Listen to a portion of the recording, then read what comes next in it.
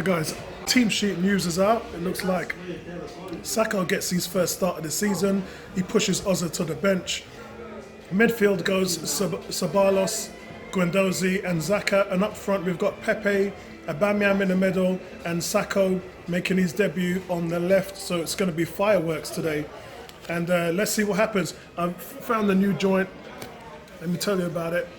It's called Aunties, and they do stew chicken, jerk chicken. I'm eating oxtail at the moment, rice and peas. So I definitely say check it out. And I'm still going for Arsenal 2-0 win. Team sheet looks okay, apart from Xhaka, of course. Torreira, what does this guy have to do to get a start? There's no holding on the bench, which is really strange. And I don't quite know what's going on with that. I guess we'll get a report afterwards to see if there's any reoccurring issues with the injury or if they're just holding him back. And right now, what this goes to show is if you do well in the Europa or if you do well in the League Cups or FA Cups, there's definitely a place for you on the first team, and we've got no issues with that whatsoever. So let's have a look and see what happens. I'm still going for 2-0. Well done for Sako for making your debut. Hopefully he will shine and bury Villa at the back. Speak to you guys soon. Boy, my belly full, man. I needed that. Jeez, that food was so good. Anyway, on my way to the game now, as you can see, this direction down here, on my way to the stadium, and really pumped about Saka starting. I've got a saxophone player here, so I'm just going to give him a little nod. Here we go.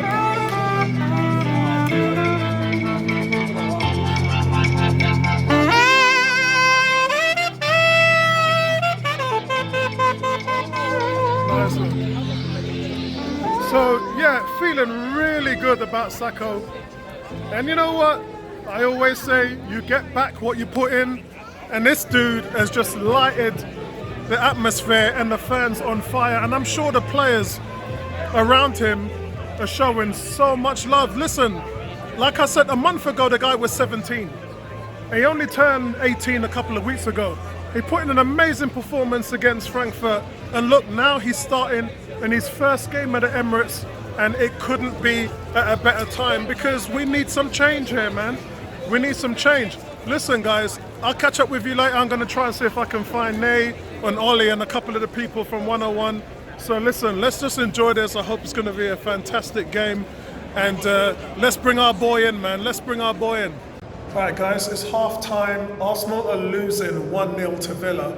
And right now, I tell you what, if Emery is going to be successful with this team, he's going to have to make a lot of changes. Right now, they've got no identity. The defenders, we know Arsenal are a team that defends with no shape. We know that they're not compact, and we know that the defence has a problem. And teams can expose that, and that's exactly what Villa did. He runs into the box, he's completely unmarked, McGinn, and he gets up the end of it. And at the end of the day, when someone scores a goal like that, you've got to give him credit for making late runs into the box. But there was not a single Arsenal player that packed him up and spotted the runners. And when the goal went in, everybody was standing up, looking at each other, thinking what the hell was going on. And at the end of the day, as I said, defensively, we are a weak team. Our shape is not composed, and a team can exploit that, and that's exactly what Villa did. The red card, Niles was sent off about 10 minutes before the end of the half, and realistically, the ref had no choice. It was 2 yellows, and you can't blame anybody but the player, but that doesn't really disguise the lack of tactics that has been shown in the first half. The shape has been really bad. I don't have any clue that the players know what they're supposed to be doing on the field. Pepe has been disappointing. For me, we brought Pepe in the team because of his dribbling skills. He's one of the leading dribblers in Europe. He's been accounted for 9 penalties last season. And outside of the Liverpool game, I've not seen him take one defender on today.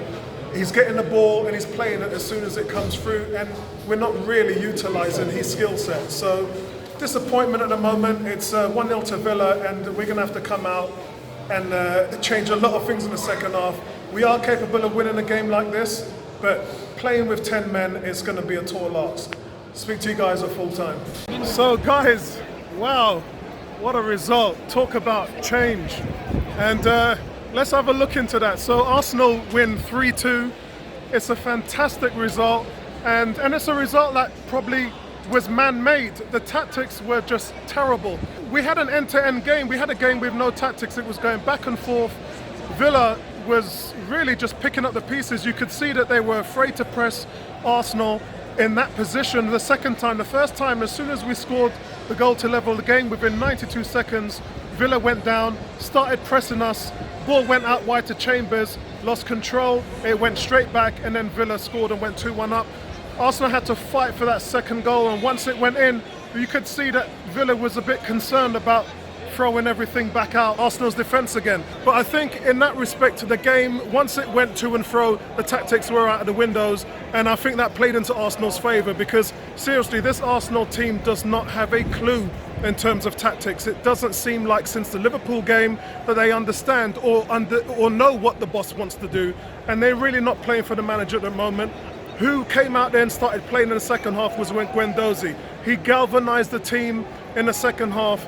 He created a penalty that Pepe scored, and also he played the ball behind Callum Chambers to make him hit home the winner. It was absolutely brilliant, and Guendouzi took this game by the scruff of his neck and absolutely drove the team on to win. And to be honest with you, when Xhaka went off, there was a major roar and cheer in the stadium, and that was just the fans telling Emery that they were sick and tired of his tactics, sick and tired of the formation, and sick and tired of his captain. And when he went off, every man was playing for themselves.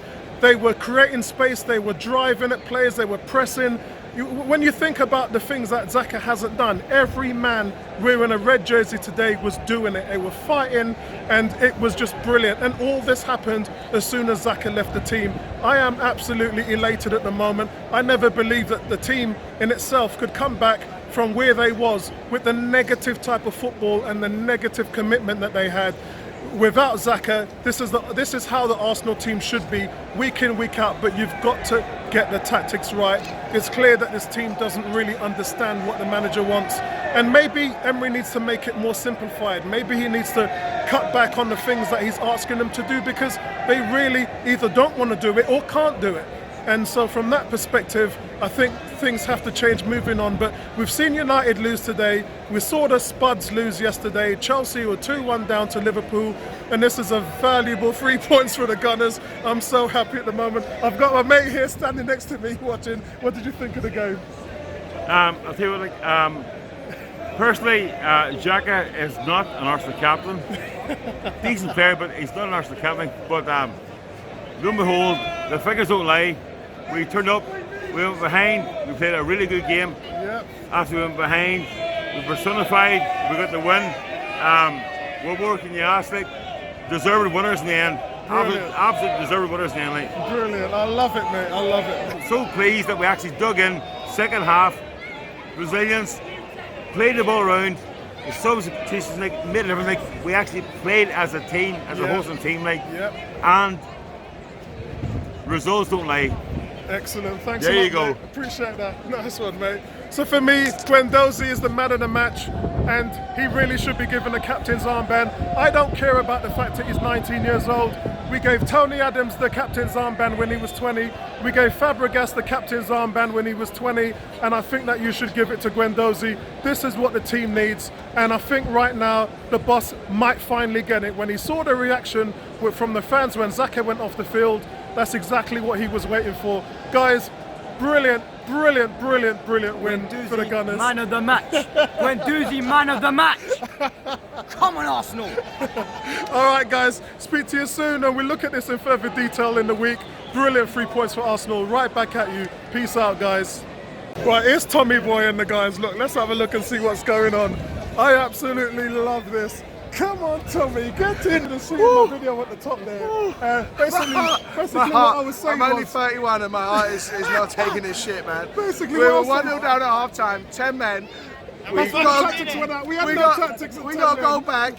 It went to 1-0, and then they scored straight away 2-1. I was like, oh Jesus, brilliant, take me out man. of this arena. I don't want to fucking come here again. and then, I tell you what, Callum Chambers is the fucking the man. Yeah, he is the fucking man. Yeah. He's also Two clean defence sheets out. in his previous games. Yep. And he's not conceded a goal whilst on the pitch today, I think, right? yeah, Okay, that's so right, we yeah. brought Callum Chambers on. Not only did he score the winner, everything was kept simple. Yeah. I Did you love. get a reaction from the crowd when Saka went off? Yeah. I'm not into booing my own players. Okay, I'm not into booing my own players. That was a statement Right, for the manager Jesus. to hear, man. Yeah. Get rid What do you of think, him. Jamesy? What do you think, Get man? in there, mate. We won, and that's what counts. 3 Have points. it. When 3 Dozzy points. was my man of the match, Up who to was yours? third. Fuck Man United. Fuck Fuck Chelsea. Tottenham. And fuck Tottenham. Fuck Fuck you all. Tottenham! Peace out. Here he is! Come on, I said 3-1. Yeah, you did, didn't you? Yeah, he did. You got handed to him. He said 3-1. That was emotional. That was What do you think of emotional. the game, man? Talk to me. There is no way we were ever going to keep a clean sheet. That's the one thing. My mate said 3-0. I said 3-1, maybe 3-2, and I'm very pleased. I'm very pleased. Excellent. Wasn't it nice? 10 men meant that there's no tactics. When it was end-to-end style, tactics went out the window. What do you think about that? Well, tactics went out the window, and Xhaka went off the field. And guess what? We won! Excellent. Excellent. I love it. All right, guys. He's the Speak to man, you by the way. later. As is Yeah, Jay. man. Look, Nice one. Fuck off, you Arsenal Spurs! people are the best people. Fuck Arsenal off, you people are the Spurs. best people. Aubameyang, Aubameyang, Aubameyang, Aubameyang, Aubameyang, Aubameyang,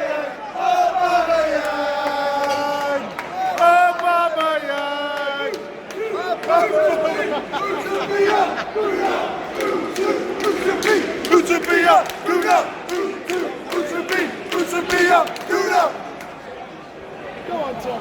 Go on, Tom. Go on, Tom. What do we think of Tottenham? Shit! What do we think of shit?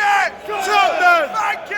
That's all right. We ain't Tottenham. We ain't Tottenham. We ain't Tottenham. We ain't Tottenham. We ain't Tottenham. We ain't Tottenham. We ain't Tottenham. Haters.